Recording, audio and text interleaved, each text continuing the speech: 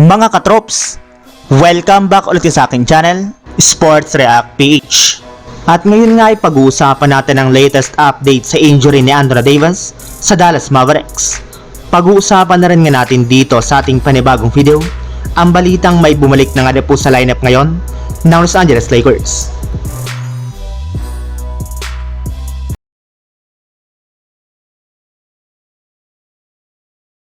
Matapos lamang nga po mga katrops na magtamong muli ng injury si Anthony Davis sa kanyang debut game sa Dallas Mavericks, ay inanunsyo na nga po agad ngayon ng sikat na NBA insider na si Shams Charania ng ESPN na mawawala nga daw po ito ng multiple weeks sa kanilang lineup.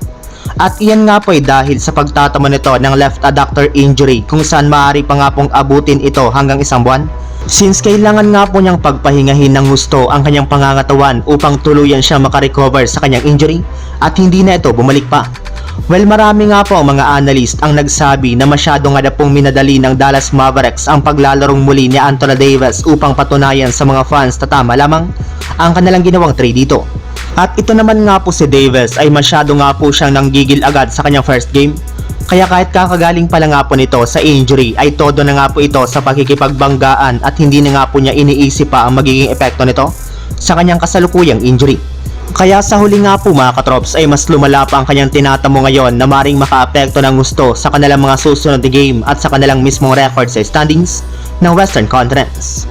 Samantala, punta naman tayo sa ating sunod na pag-uusapan sa balitang may bumalik na nga po sa lineup ngayon ng Los Angeles Lakers.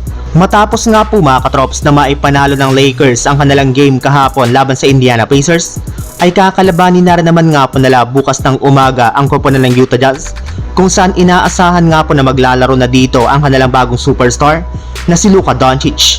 At bago pa man nga po magsimula ang kanilang game laban sa Jazz, ay inilista na nga po dito bilang probable si Austin Reeves, questionable naman sina Luka Doncic at LeBron James, at si Dalton Knecht na tuluyan ang nakabalik sa kanilang lineup matapos makansila ang kanyang trade sa Charlotte Hornets.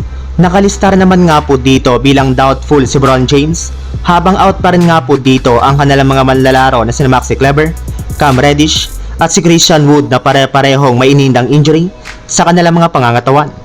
Ibig sabihin, kahit man nga po unti-unti nang nakakabalik ang mga players ng Lakers, ay nananatili pa rin naman nga pong undermanned ang kanilang lineup, lalo na ang kanilang frontcourt. So yun lang mga katrops, ang handog kong story ngayong araw.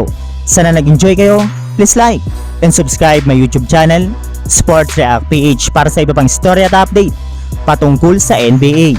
Kita-kits muli sa ating susunod na video.